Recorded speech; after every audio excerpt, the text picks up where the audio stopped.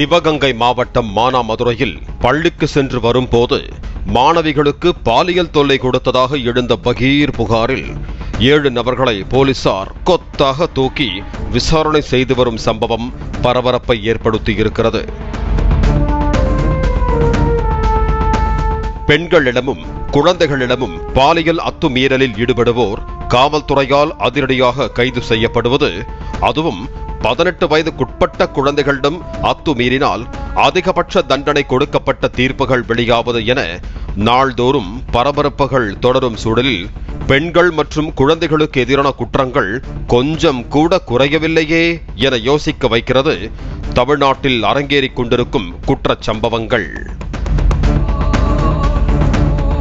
சிவகங்கை மாவட்டம் மானாமதுரை அருகே இயங்கி வரும் பள்ளியில் மாவட்ட குழந்தைகள் பாதுகாப்பு அலகு மற்றும் குழந்தைகள் நல குழுமம் சார்பில் விழிப்புணர்வு முகாம் நடத்தப்பட்டுள்ளது.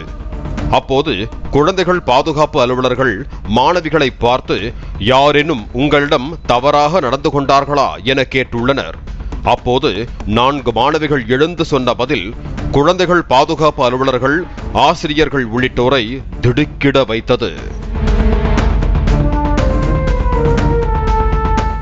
ஆம், நாங்கள் பள்ளிக்கு வரும்போது எங்களை சிலர் தவறாக தொட்டார்கள், முத்தமும் கொடுத்தார்கள் என ஆரம்பித்து அடுத்தடுத்து மாணவிகள் சொன்ன தகவல்கள் அதிர்ச்சியை ஏற்படுத்த மானாமதுரை மகளிர் காவல் நிலையத்தில் புகார் அளிக்கப்பட்டது. உடனடியாக விரைந்து வந்த மகளிர் போலீசார் மாணவிகளிடம் பாலியல் அத்துமீறலில் ஈடுபட்டதாக 7 நபர்களை தேடி பிடித்து விசாரணை நடத்தி வருகிறார்கள். மேலும் அந்த 7 பேரில் ஒருவரை அந்த கிராமத்தைச் சேர்ந்தவர்களும் உறவினர்களும் நைய புடைக்க சிவகங்கை அரசு மருத்துவமனையில் சிகிச்சை பெற்று வருகிறார் அந்த சார்.